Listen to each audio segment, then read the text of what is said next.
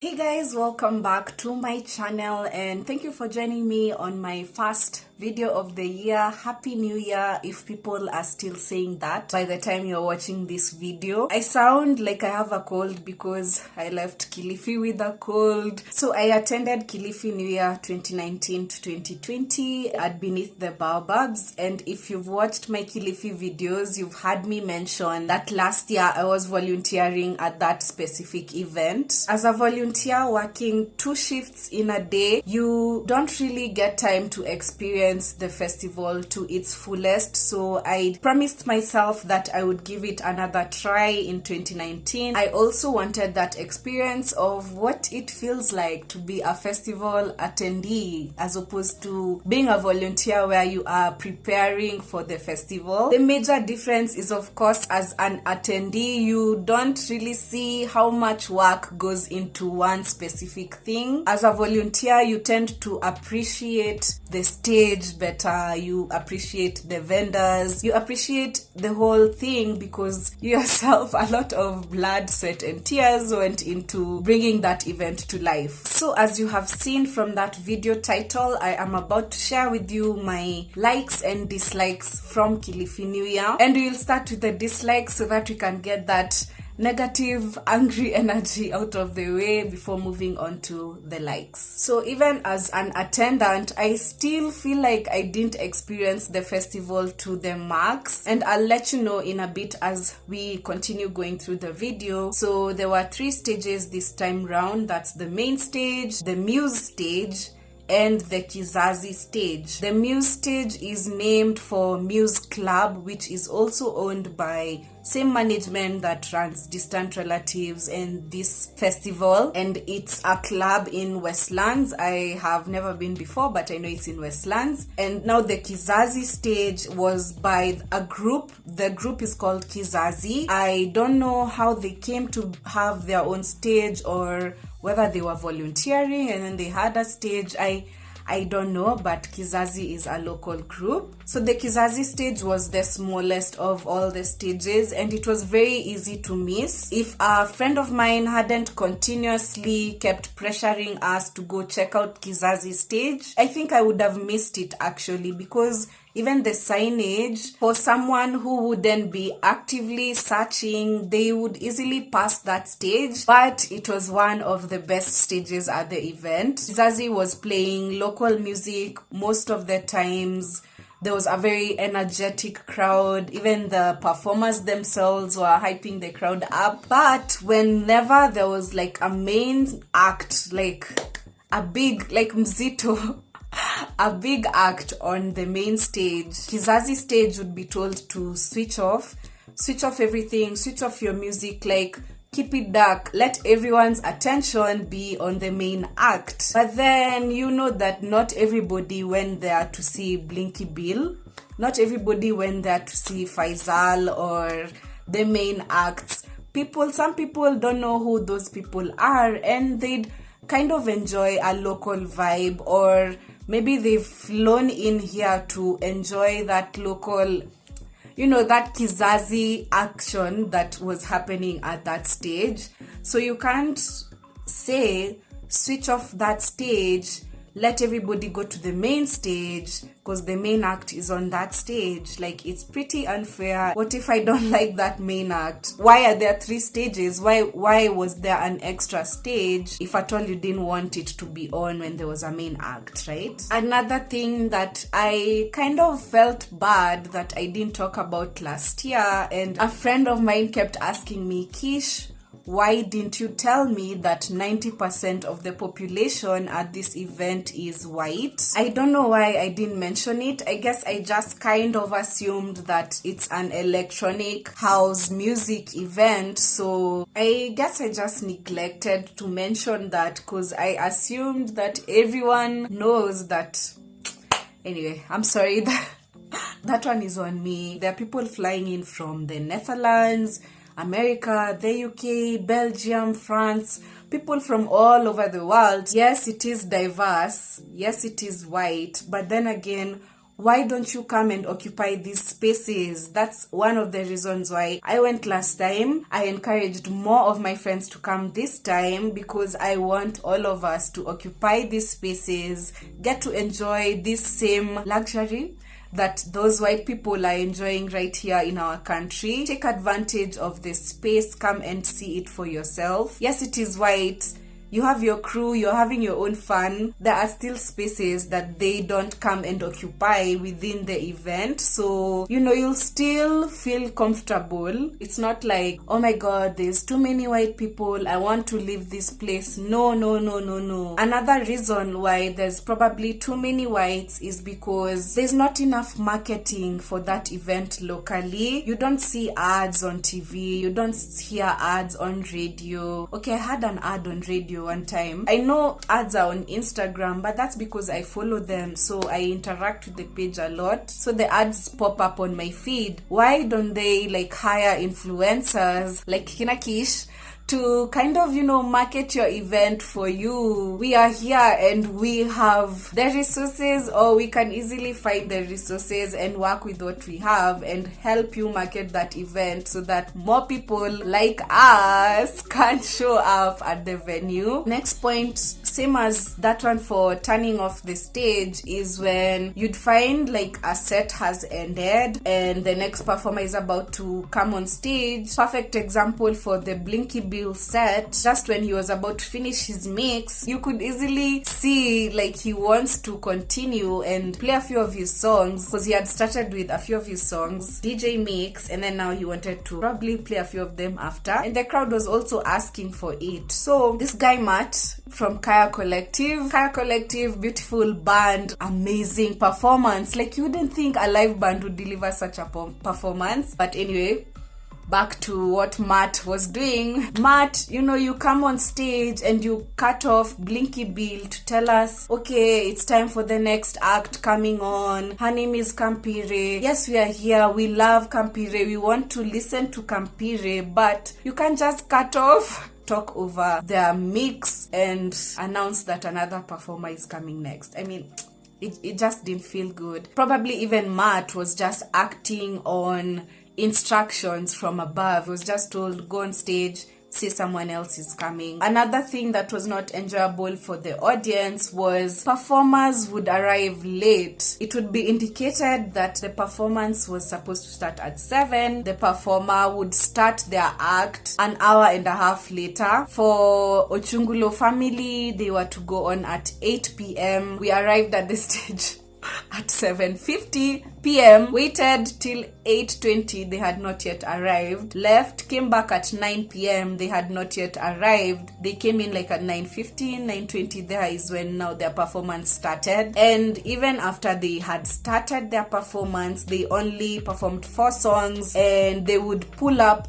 the song. They'd perform the first song, Aluta, Luta, Luta. Okay, pull up, repeat Aluta. Next song, Duda. They perform Duda, pull up, repeat Duda. Third song, pull up. Fourth song, pull up. You'd have performed 4 extra songs then. Why did you pull up? Also, for now, them, I can't direct the blame 100% on them because I don't know what conditions they experienced to come there late. Bamboo Pelo did the same. They arrived late. For those two, I was fully conscious of the time, so I can comment on both. At the bars, they usually have a few local beers like Bila Shaka. There were 5 beers. I remember Bila Shaka because it's the only one I was drinking. So it's very interesting to see, these Swahili named beers at the counter, which you've probably, like me, never seen them in a bar. Those were my go-tos. By day 2 evening, those beers are no longer available and they won't be restocked. If the beers are few, then why bring them on and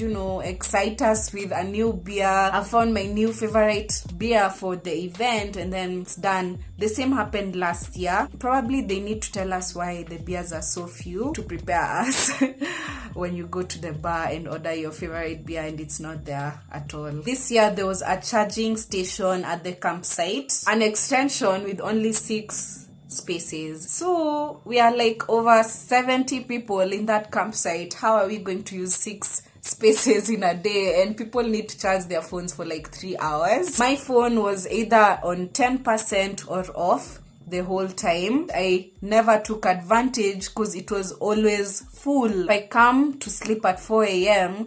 and the charging point is all empty, of course people are out enjoying themselves, I can't really put it on charge because who's there to keep it company and watch over it? I mean, it is safe, security is on the side 24/7, but of course you have to take care of your stuff. You can't just leave your stuff blindly. This is Kenya. I'd like to see a charging point at every stage and one at the Beneath The Baobab where people go and sleep and chill the whole day. There needs to be a charging point at that place. Lastly, or nearing the end, is that there were less vendors this time round, and I don't know why that is. Literally countable vendors. Food side was perfect, enough variety, but now when it comes to the guys selling oils, straws, like only 5 of them selling stuff. I kept on looking for them because I was sure there can't be just 5 vendors selling stuff at this event. There were 2 people selling oils, and at least one had like chilies. She had like diversified the products she's offering. Where were the people selling laces, Tusker t-shirts, Kenyan artifacts? The event is 90% white, so of course these people are going to buy and they want Kenyan stuff. Some have come straight to Kilifi New Year. They've been brought in by their tours and vans, guides which they had hired, and those same tours and guides will pick them from the venue and take them straight to the airport after the event ends. So a large percentage will definitely not get time to shop for Kenyan stuff. There has to be a reason there were only 5 vendors this time, and there wasn't that person I'm talking about, the Leso person. Lastly is that I hung out with a lot of volunteers this time, and I was a volunteer last year, so we kind of speak the same language, the trials and tribulations of being a volunteer. So one thing that was interesting from last year is that this time they had an extra meal at supper time. We complained about that last time. One thing that you experience as a volunteer is that you tend to take on a lot more than you can handle during the preparation time, and that's fine, that's perfect. You're a volunteer, you're volunteering. Personally, last year when I was told to transnight and draw a map, that was a very huge ask, considering I had arrived at the stage the previous day. I am a newcomer. I have not attended the festival previous years, so I can't really say, oh, okay, I can paint the signs this way because they usually come out this way. Like, you'd have that knowledge, so you'd be better at your job. I can happily transnight. If it's something I enjoy doing, painting, drawing, let's be a team, let's do this thing. But don't go giving me a load of work during the festival or right after the festival. You demonstrate some behavior towards me that, it's not a two-way street. I show you the trust, but you don't show me the trust as a volunteer. I know of a specific case where this individual was performing and she was also volunteering at the same time. So she had kind of negotiated a deal that she would get to perform, and while she has still done her duties as a volunteer during the festival, because you need to work and have a shift, she had promised that she will ensure her shift will be done. But on this particular day, I have a shift and I need to prepare for my performance. So please, could you give me some time to prepare for my performance? I will find somebody to cover my shift, or if you like, it's a 6-hour shift. I'll work 3 hours and then go perform for the rest of the 3 hours. They told her, no, you can't do that.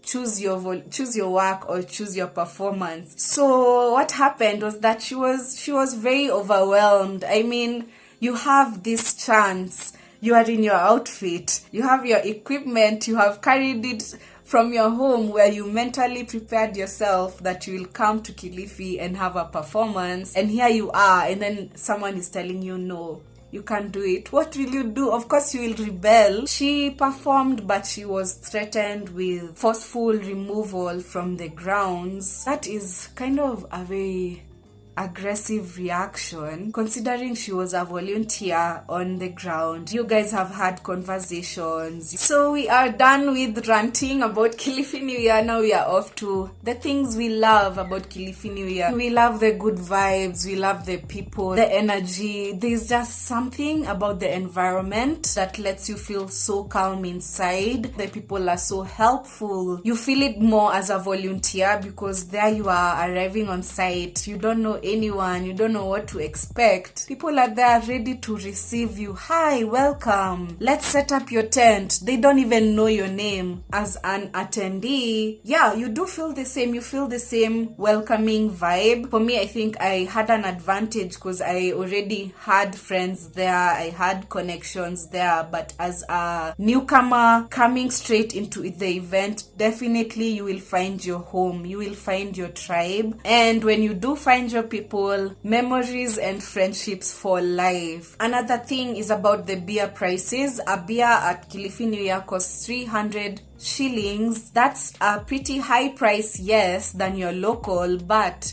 it's also a fair price considering this is Kilifi New Year, an event targeted towards a white audience. The beers are reasonably priced because they would have been higher, and this white audience would still have been able to pay that high amount. Another thing that is to love, of course, is that decor. I mean, they make use of such simple stuff, the beautiful, hangings. They make use of stuff that is just so simple yet so intricate. Lights, the fire just comes together so beautifully. Arafa Bills, she is the architect of that whole venue. You need to volunteer and see the work that goes into that event. I'd also want to tell you about some of the things that they improved on from last year. For volunteers, the extra meal in the evening is a big save, a big plus. That's a big thank you to you guys. Adding a charging station to the campsite is also a huge improvement. And then they also added more Kenyan acts to the lineup, which is something that they had asked us volunteers from last year. They told us to give them suggestions on performers we'd like to see at the event. There was more acts from, within Africa. Faisal and Kampire from Uganda. Teo also performed. I was very skeptical about how he'd perform as a DJ, but he had a pretty dope set. Shapaman had a performance. Valerie Mudhoni, Barak Jacuzzi, and Xenia also made an appearance. Another very huge improvement was that there was music now at the Baobab deck. There'd be a DJ for an evening set and an early morning set. Just some smooth music to kind of start your day. That was amazing. And there was also more stuff to experience this time round. The wishing tree, where people would go and write their intentions for 2020 and then hang them on the tree, and it was just beautifully lit up and you would not miss that tree. There was also this spot where people would go and write down what they'd like to leave behind in 2020 and put it in a box. That box was the Soul of the Sun box, which was based on the Burning Man. This box would later be taken to the burn site, where it was placed in the middle and then lit ablaze. There were also these art installations. One I remember by Naitiemu. The message was about seeking yourself. There was also one by Sandile, which I really wish that I went and checked out, and that was the Walk of Affirmation. I know that it was something about picking up a paper with a positive affirmation on it. Things I definitely want to do next time at Kilifi New Year is have a tarot reading, 3D glasses. Now that you're showing us you want it to be more interactive, go to the limit. Go ahead and add more things and let's see what you come up with. So lastly, I think I'd just want to end the video by asking you why you don't attend Kilifi New Year. I know for me, I never used to go because I thought the tickets costed 10,000 bob, and just to tell you that the tickets have never costed 10,000 bob. Even at the gate, they don't cost 10k. If you are really committed and you really want to go and attend, you will find tickets that are affordable for you. Ticket sales even start like in March, I think, where a ticket costs 3,000 bob only. And then now as the year goes on, they now continue adding their prices. And then another reason why I never used to attend is because I was like, okay, how am I going to reach all the way to Kilifi? Last year I showed you how I arrived at Kilifi, took an SGR train to Mombasa, alighted at Mombasa, found a matatu, etc. This time I alighted at Mariakani and took a cab and shared it with 5 other people, 1 hour only to our destination. That was a very short ride as compared to going to Mombasa and taking a matatu. If those two are your reasons, cancel them out. Let me know in the comments below. Thank you so much for watching this video. Catch you in my next one. Bye for now. Don't forget to subscribe. See ya.